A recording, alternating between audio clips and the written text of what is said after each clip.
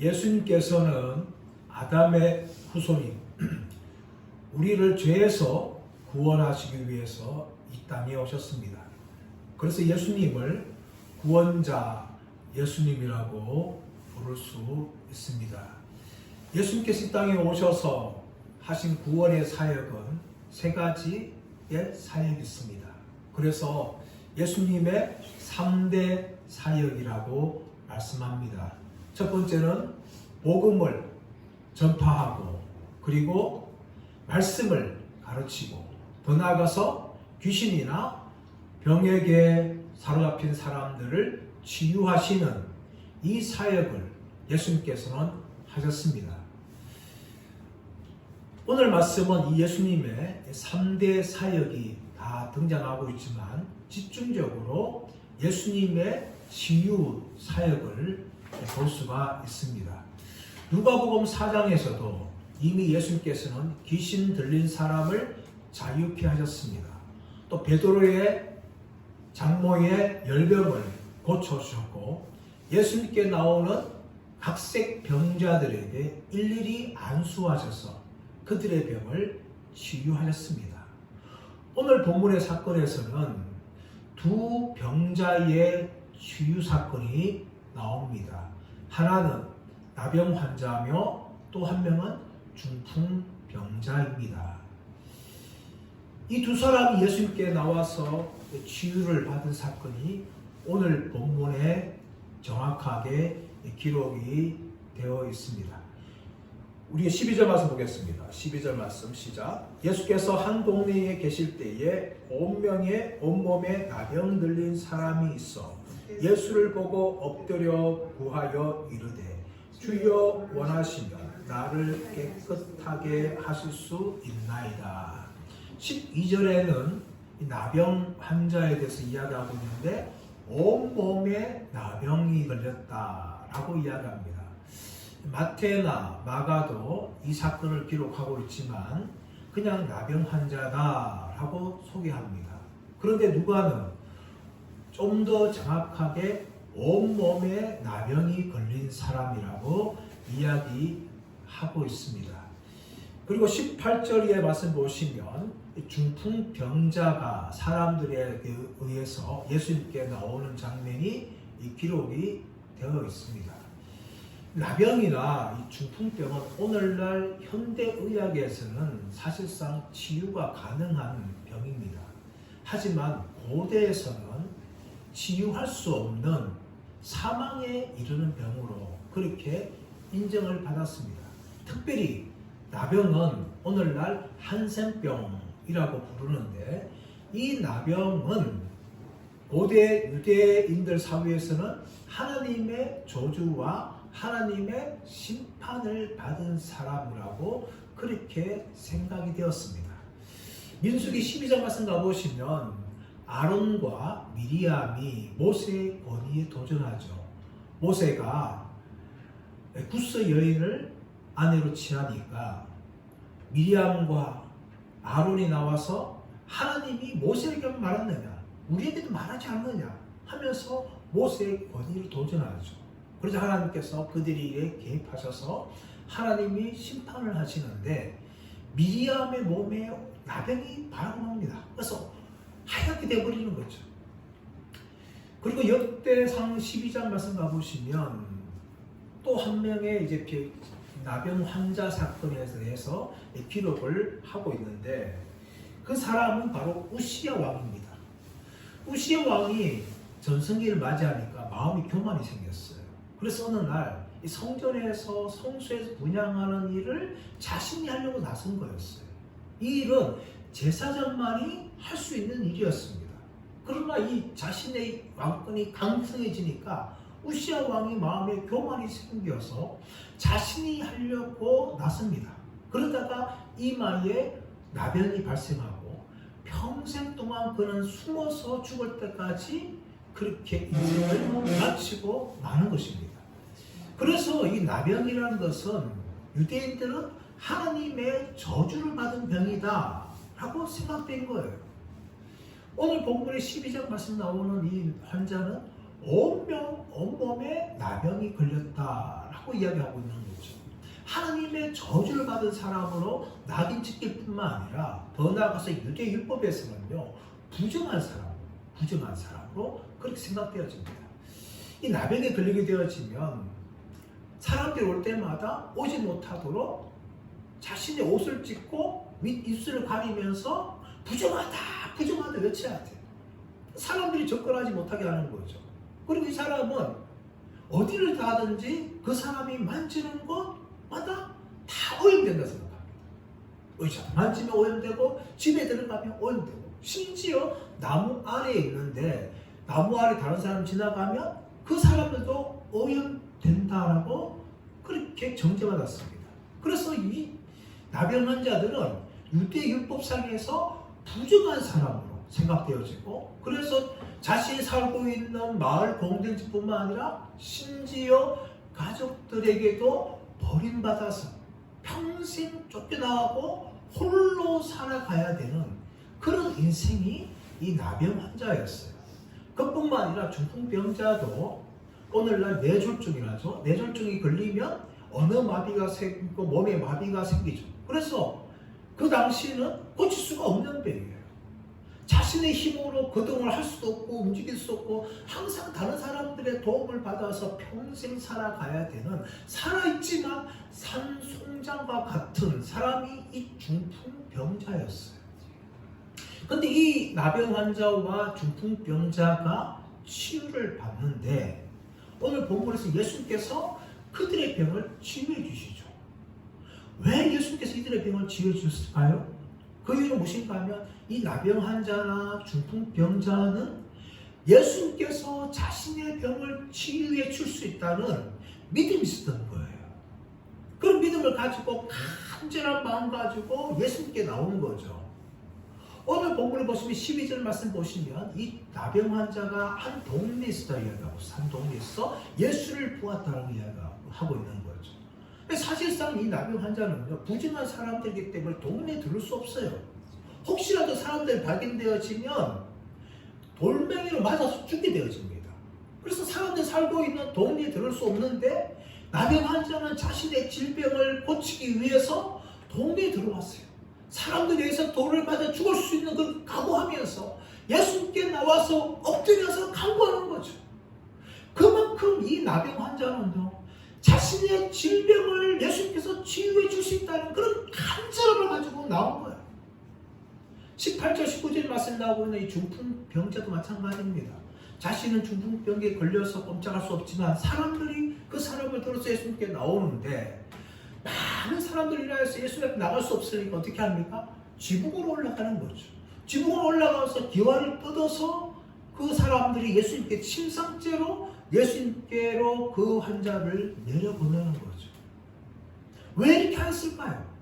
중풍병자 마음 가운데는 간절함이 있는 거예요. 간절함이. 그 간절함을 가지고 예수님께서 내 질병을 치료할 수 있을 것이다. 그래서 사람들이 많아서 너무나 번거롭게도 지붕을 뜯고 내려야 되는 그 상황이었지만, 중풍병자는 사람들에 의해서 자신이 침상죄로 예수님께 내려지기를 간절히 바랬다는 것이죠. 이것이 바로 그들이 치유받은 비결입니다. 여러분, 이런 원리는요, 사실 성공과도 마찬가지입니다. 물론 성공하기 위해서는 여러 가지 요인이 다 있어야 돼요. 하지만 성공한 사람들의 마음, 공통점이 무엇인가 하면은 그들 마음 가운데 성공하고 싶은 갈망이 있는 거죠. 열정이 있는 거예요. 그들에게 무엇이 없는가 하면 다음 기회에, 지금 안 되면 다음 기회 하지. 그런 게 없어요, 여러분. 성공하기 위해서 온갖 수단을 다 방법을 동원해 에너지를 모든 총집중하면서 지금 아니면 기회가 없다 하는 마음 가지고 달려드니까 어떤 일이든지 성공하게 되는 거예요. 오늘 이 나병 환자 마음 가운데에도, 또 중풍병자 마음 가운데도 다음 기회가 없었어요. 사람들한테 돌을 맞아 죽은 한이 뜨더라도, 또한 사람들 귀찮게 하더라도 이들은 자신의 질병이 고침받기를 원하는 간절한 마음이, 너무나 절박한 마음이 이들 가운데 있다는 거야. 하나님께서는, 하나님 예수님께서는 그것을 보신 것이죠. 누가복음 18장 가서 가보도 우리는 이런 열정을 가지고 있는 한 자를 만납니다. 그 사람은 맹인이었어요. 예수님이 여리고성을 지나간다 말 듣고 어떻게 합니까? 외치는 거죠. 다윗 사손 예수여, 나를 불쌍히 여겨 주옵소서. 그렇게 외칠 때 사람들 어떻게 합니까? 아이 시끄러워, 어디 맹인이 소리치고 있어. 그렇게 책망하고 나무를 불구하고 다윗 사손 예수여, 나를 불쌍히 주옵소서. 그렇게 간절하게 외치는 겁니다. 예수님이 지나가는 말 듣고 지금 아니면 기회가 없다 라는 절박한 마음을 가지고 예수님께 나와서 맹인을 그렇게 소리치는 거예요. 그래서 예수님께서는 그 맹인의 눈을 뜨게 주신 것이죠. 오늘 본문에 나오고 있는 이 나병 환자나 중풍 병자 같은 경우는 마음에 절박한 마음을 가지고 있었어요. 지금이 아니면 내가 고침받을 수 없다. 예수를 만나면 고침받을 수 있다. 그런 절박한 마음을 가지고 예수님께 나왔을 때에 예수님께서는 그들을 치유해 주십니다. 근데 여러분, 왜 예수님께서 다른 환자들이 아니라 이들을 치유해 주셨을까요? 그것은 바로 예수님 마음 가운데는 그들을 향한 긍휼함을 가지고 있었어요. 그들의 마음은 긍휼함. 이 예수님 마음이었어요. 이걸 하나님께서는 우리 죄들을 향한 긍휼한 마음을 가지고 계십니다. 디모데전서 2장 4절 말씀 나오시면 하나님은 모든 사람이 구원을 받으며 진리에 이르는 길을 원한다라고 말씀하고 있어요. 우리 하나님은 모든 사람을 구원받기 원하세요. 그런데 인간들이 믿지 않으니까 지옥 가는 거예요. 하나님은 결코 우리 인간들이 지옥 가를 기뻐하지 않습니다. 모든 사람들이 예수 믿어서 구원받기 원하는데 우리 인간들 스스로 예수님을 거부하고 지옥 가는 거예요. 또한 하나님께서는 우리가 예수 믿은 후에 영육간의 복을 받기 원합니다. 요한 3서 2절 말씀 보시면 사랑하는 자여, 내 영혼이 잘려같이 내가 범사에 잘되기를 내가 간구하노라 하고 말하고 있어요. 그것이 하나님의 마음이에요. 이 땅에 삶을 살아가면서 하나님 백성들이 하나님 안에 있는 은혜를 풍성하게 누리며 영육간의 복을 누리며 살아가기 원하시는 것이 하나님의 마음이죠. 육신 아버지도 그렇지 않습니까? 육신의 부모도 자식이 망하고 강하고 명분이 죽기로 누가 원하고 있습니까? 그런 부모 아무도 없습니다. 하나님 아버지의 마음도 그렇습니다. 이게 하나님께서 우리 인간들을 향한 이 긍휼함입니다. 이런 긍휼함을 우리가 바라보고 나올 때에 치유를 받는 거예요.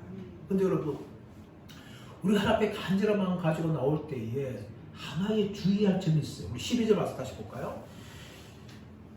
예수를 보고 엎드려 구하여 이르되 주여 원하시면 나를 깨끗하게 하실 수 있나이다. 뭐라고 이야기하고 있어요? 주여 원하시면 나를 깨끗하게 하실 수 있나이다. 이 나병 환자는 마음 가운데 간절함을 가지고 있었어요. 예수님이 자신의 질병을 치유해 주기를 간절한 이 절박한 마음 가지고 나왔지만 겸손하게 주님께 하려는 거예요. 주님 원하시면 나를 깨끗하게 하실 수 있나이다. 우리가 하나님 앞에 나올 때 이런 자세가 필요합니다. 정말 간절한 기도 제목들을 가지고 나올 때 절박하게 우리는 하나님 은혜를 구하지만 이런 겸손한 자세를 가지고 있어야 돼요. 그런데 어떤 분들은요, 참 기도하면서 물론 우리가 초신자 때는 그럴 수 있어요. 그러나 신앙생활 하면서 신앙의 철이 들어가야 되는데 그렇지 못한 분들이 굉장히 많습니다. 기도하면서 거의 협박적으로 하는 기도예요. 협박적으로. 제가 목회하면서 어떤 분을 보았어요. 이런 분은 어느 정도까지 심하게 한다는가 하면 하나님 오늘 나와 쇼고 봅시다. 그렇지 않으면 내가 하나님 믿지 않겠습니다. 이게 한편으로 겉을 보면 참 담대한 것 같지만 피조물인 우리가 창조주 하나님 앞에서 가져야 될 겸손함이 없는 거예요. 자식도 여러분 어릴 때는 땡깍송이라면 그냥 귀엽다 봐주지만 나이가 들어서 그러면 어떻습니까? 철이 없다는 거지. 그러지 않습니까? 우리 신앙도 마찬가지. 우리가 신앙생활 하면 할수록 신앙에 철이 들어가야 되고 하나님이 어떤 분인지를 알고 피조물인 우리가 그 앞에서 겸손하게 서야 됩니다. 그래서 우리가 간절한 마음 가지고 나와서 부르짖어야 되지만 그 하나님은 창조주 하나님이라는 우리 잊지 말아야 돼. 하나님은 우리 아버지 때문에 간절함 가지고 나와야 돼요. 그러나 그 하나님은 온 땅을 다스리고 창조하신 창조주 하나님이라는 것을 우리가 알고 절박하고 간절한 마음 가지고 나오지만 겸손하게 우리의 기도 제목들을 알아야 됩니다. 그럴 때 어떻게 합니까? 하나님이 우리를 긍휼히 여기시는 것이죠. 우리 예수님께서도 이 남영 환자가 절박한 마음 가지고 나왔습니다. 그러나 주여 원하시는 나를 깨끗하게 하실 수 있습니다 라고 겸손하게 고백을 할 때에 예수님이 그 병자를 치유해 주시죠. 자, 13절 말씀 보시면 예수께서 손을 내밀어 그에게 대시며 이르시되 내가 원하노니 깨끗함을 받으라 하신데 나병이 곧 떠나니라. 아멘. 여러분이 오늘 13절 말씀에서 우리가 중요하게 보아야 될 것은 무엇인가 하면 예수님이 손을 내밀어서 그에게 되었다는 거예요. 분명히 뒤에는 내가 원하는 깨끗함을 받으라 말씀하셨어요. 근데 예수님은 말씀하신 것이 아니라 손을 내밀어서 그에게 되셨다는 거예요. 이 남영 환자 입장에서는 이것은 전율적인 사건입니다. 왜 그런가 하면 그런 남영 걸렸을 때에 모든 사람에게 버림받았어요. 이 사람이 남편이라면 아내에게도 버림받았고 한 가정의 자식이라면 부모에게도 버림받았어요.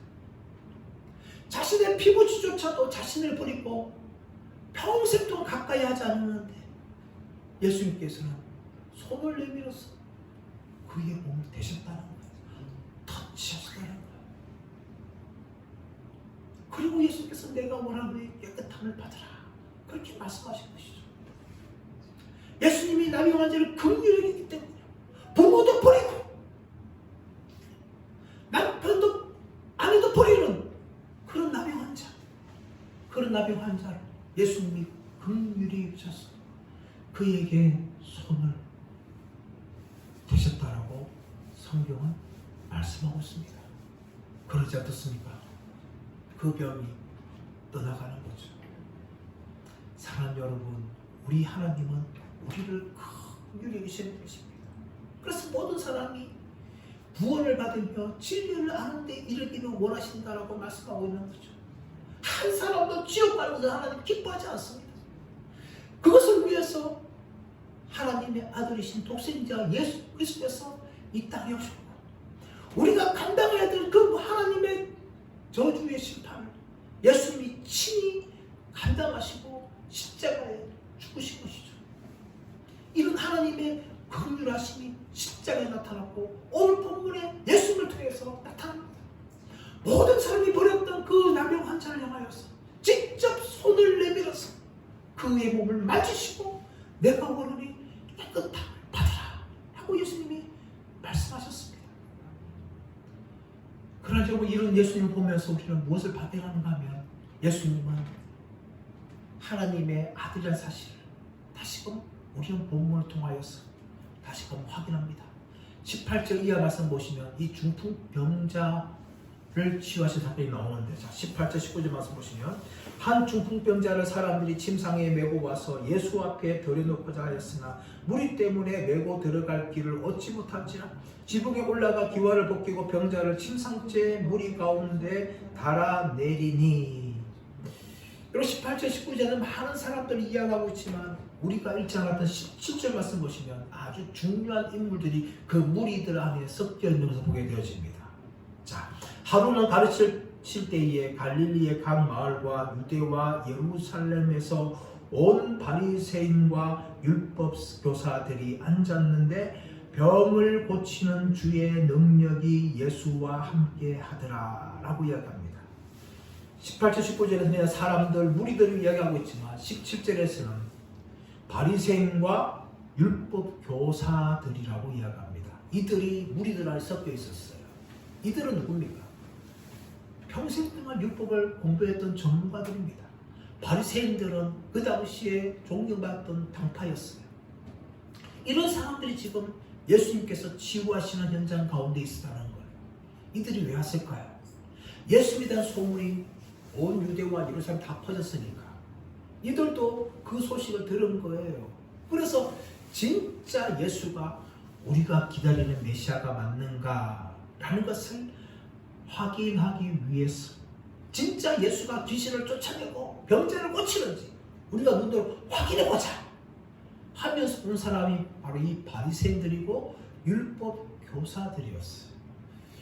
여러분, 우리나라가 이 평양 대부흥이 일어났을 때에 정말 귀신도 쫓겨나가고 병자들이 고침만 사건들이 많이 일어납니다. 그런데 어떤 사람은 가짜로 소문내는 사람도 있었어요.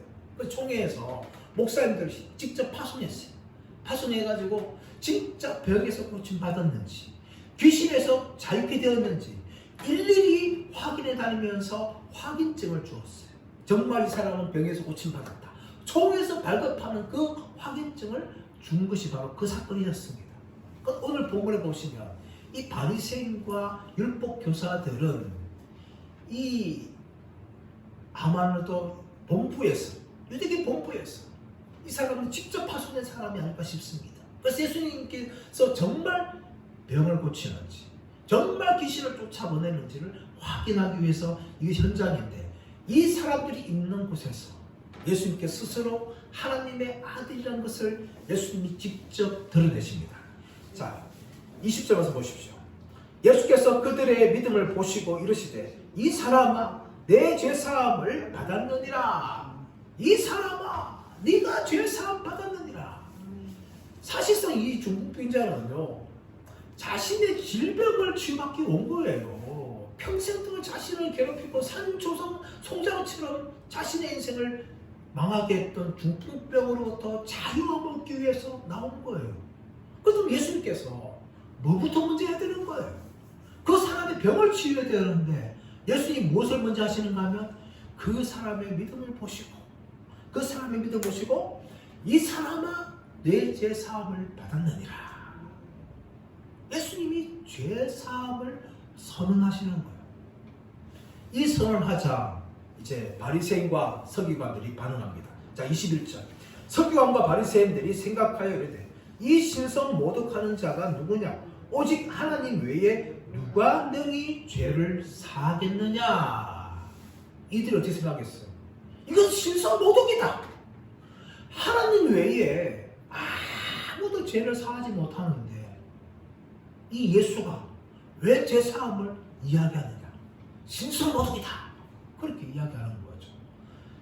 여러분, 유대인들은요 하나님만이 사람들의 죄를 용서해 줄 수 있다. 그렇게 믿었어요. 심지어 메시아도 사람들의 죄를 용서할 수는 없다. 오직 하나님만이 사람들의 죄를 용서할 수 있다. 그렇게 유대인들이 생각했어요. 그들의 생각에 따르면 당연한 거 아닙니까? 예수가 지금 중풍병자를 향하여서 병을 고친 것이 아니라 내 죄 사함 받았다 라고 선언하니까 이것은 그들의 생각에는 신성모독인 거야. 예수가 하나님이냐 지금? 어떻게 인간이 하나님 될 수 있느냐 하면서 지금 예수는 신성모독죄다 그렇게 지금 말하고 있는 거죠. 속으로만 생각했어요. 속으로만 18, 20 말씀 보시면 생각을 그렇게 했다는 거죠. 자, 그러자 22절 말씀 보시면 예수께서 그 생각을 하시고 대답하여 이르시되 너희 마음에 무슨 생각을 하느냐? 예수님께서는 이 서기관과 바리새인들의 생각을 하신 거예요. 사람의 생각. 이거 많이도요. 사람의 생각 모릅니다. 사람의 이 성질, 경향을 가지고 마귀는 일하는 것이지 사람의 생각까지 다 몰라요. 그런데 오늘 예수님께서는 무엇을 알았어요? 이 서기관과 바리새인들의 생각을 하셨어요. 그 생각을 하시면서 너희 마음에 무슨 생각하느냐 하면서 24절 말씀 보시면 내 죄사함을 받았느니라 하는 말과 일어나 걸어가라 하는 말이 어느 것이 쉽겠느냐? 여러분 23절 그랬던 내 죄사함 받았느니라 하는 말과 일어나 걸어가라 하는 말 중에 어느 것이 쉬울까요? 우리는 사실 다 어려워요. 어떻게 다른 사람을 향해서 죄사함 받으라 라고 말할 수 있고 또 누워있는 중풍병자가 일어나 걸어라 어떻게 우리 말하겠어요? 둘 다 우리는 사실 어렵죠. 근데 바리새인들 편에서는요 어떤 게 쉬운가 하면은 차라리 내 죄사함 받았느니라 이렇게 말하는 게 더 쉽죠. 왜 그렇습니까? 죄사함 받았는지 안 받았는지는 확인이 불가능해요. 그런데 일어나 걸어라 라고 이야기했는데 못 일어나는 것이 그렇다면 어떻게 합니까? 창피하게 되는 거죠. 그래서 일어나 걸어라 하는 말보다 차라리 내 제사함 받았느니라 하는 말이 바리새인과 서기관들에게 더 쉬운 일이었습니다. 하지만 예수님께서 자 24절 그러나 인자가 땅에서 죄를 사하는 권세가 있는 줄을 너희로 알게 하리라 하시고 중풍병자에게 말씀하시되 내가 내게 이르노니 일어나 내 침상을 가지고 집으로 가라 하시네. 예수님께서 제사함의 권세를 가진 것을 보여주기 위해서 무엇을 말합니까? 중풍병자를 향하여서 침상째로 들고 일어나 가라 그렇게 말한 거죠. 그래서 어떻게 합니까? 중풍병자 일어나 걷게 되어지는 거죠. 여러분 유대인들은 하나님만이 죄를 사할 수 있다라는 그런 생각을 했어요. 그래서 예수님께서는 제사함의 권세를 가진 것을 보여주기 위해서 지금 중풍병자를 향하여 일어나 걸어라 라고 말하는 것입니다. 왜 그런가 하면 유대인들은요 이 병이라는 것은 죄로부터 생각했어요. 죄로부터 왔다. 그래서 병자들은 항상 죄인이 되는 거예요. 죄인이 되는데 예수님께서 이 중풍병자를 고침을 통하여서 뭡니까? 그 병의 근원인 죄문제까지 해결해 주시는 분이라는 것을 이 사건을 통해서 보여주시는 거예요. 그래서 예수님께서 무슨 말씀하시는가 하면 중풍병자를 명령해서 치유해 주시는 것이죠. 그 사건을 통해서 예수님은 죄사함의 권세를 가지신 하나님이라는 것을 예수님이 바리새인들과 서기관들 향하여서 이 증거를 통하여 보여주는 거죠. 자, 그럴 때 사람들 반응이 어떻습니까? 자, 25절, 26절 시작. 그 사람이 그들 앞에서 곧 일어나 누웠던 것을 가지고 하나님께 영광을 돌리며 자기 집으로 돌아가니 모든 사람이 놀라 하나님께 영광을 돌리며 심히 두려워하여 이르되 오늘 우리가 놀라운 일을 보았다 하니라. 자신들의 눈앞에서 평생 동안 중풍병자로 고생했던 그 사람이 일어나서 자신의 침상을 가지고 걸어가는 걸 보니까 사람들이 어떻습니까? 놀라고 두려워하는 거죠. 그들이 모든 사람이 놀라 하나님께 영광을 돌리며 심히 두려워하니 이들이 얼마나 놀랐는가 하면은 첫 번째는 하나님께 영광을 돌리지만 심히 두려워하였다라고 이야기합니다. 이것은 두려움이 그들에게 엄습해서 두려움에게 에워싸이는 장면을 이야기하는 겁니다. 그 정도로 두려워하는데 그들이 무슨 말 고백하고 있는가 하면 오늘 우리가 놀라운 일을 보았다 하고 이야기해요. 놀라운 일을 보았다. 이 놀라운 일을 헬라어로는 파라독사라고 이야기합니다. 파라독사. 여기에서 역설이라는 영어 단어 파라독스가 나옵니다. 파라독스. 다시 말하면 이 놀라운 일은 뭡니까? 자신들의 눈으로 보기에는 상식적으로 일어날 수 없는 너무나 놀라운 일을 자신들이 보았다라는 그런 소리인 겁니다. 안 그렇습니까? 평생 동안 이 사람은 중풍병으로 해서 지금 산송장처럼 살았는데 예수님 말씀 한마디 하니까 벌떡 일어나서 침상을 가지고 자신의 집으로 돌아가는 장면을 보면서 그들은 우리가 놀라운 일을 보았다 라고 말할 수밖에 없고 또 하나님께 영광을 돌리게 되는 것입니다. 할렐루야. 이것이 바로 우리 예수님께서 행하신 일인데 이런 일을 행하시는 예수님을 자신을 향하여서 무엇이라 부르는가 하면 인자라고 부릅니다. 인자. 24절. 자, 24절 다시 한번 볼까요? 24절 시작. 그러나 인자가 땅에서 죄를 사하는 권세가 있는 줄을 너희로 알게 하리라 하시고 중풍병자에게 말씀하시되 내가 내게 이르노니 일어나 내 침상을 가지고 집으로 가라 하시매. 누가는 이 인자라는 말을 누가복음에 무려 25번이나 사용합니다. 인자라는 말을 한자 그대로 하면 사람의 아들이라는 의미죠. 그런데 이 인자는요 단지 사람의 아들을 말하는 것이 아니라 구약 성경에서 말씀하고 있는 메시아를 말하는 것입니다. 다니엘서 7장 13절 14절 말씀 보시면 인자가 구름을 타고 영광 가운데 임하시는 장면을 기록하고 있는데 그것이 바로 인자라는 거예요. 구름을 탔다는 것은 무엇인가 하면 하나님이란 말, 하나님의 아들을 말하고 있는 거예요. 그러므로 예수님 말씀하시는 인자는 사람들 듣기에는 저 사람은 요셉의 아들이구나 라고 생각할 수 있지만 이 단어는 구약에서 말하고 있는 메시아 하나님의 아들을 의미하는 단어로서 예수님이 사용하시는 거예요.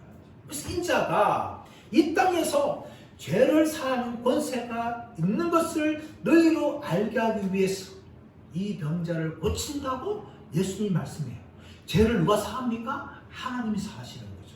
그러면 예수님께서 내 재산 받았다는 것은 예수님이 하나님이라는 사실을 보여주려는 것이고 그것을 사람들이 이해할 수 있도록 자신들의 눈으로 중풍병자가 일어나고 걷게 하는 것을 예수님이 보여주시는 것입니다.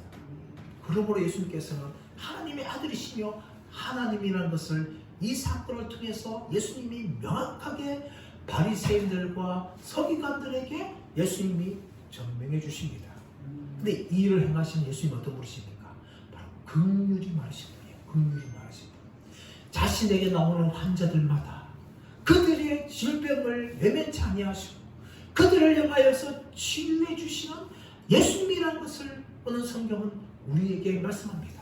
그리고 더 나아가서 예수님께서는 우리 인간의 모든 생각들을 하시고 그들의 믿음까지 다 하시다는 것이죠. 예수님께서 중풍병자와 중풍병에 들어온 사람들의 무엇을 보시는가 하면 믿음을 보시는 거예요. 또한 이 바리새인들과 서기관들의 무엇을 하셨어요? 그들의 생각을 하셨어요. 하나님이시기 때문에 예수님께서는 그들의 믿음도 하셨고 이 바리새인과 서기관들의 생각도 예수님께서는 다 꿰뚫어 보고 계셨다는 것입니다. 그러므로 저와 여러분은 바로 이 예수님께 나올 때에 우리는 간절한 마음 가지고 나와야 돼요.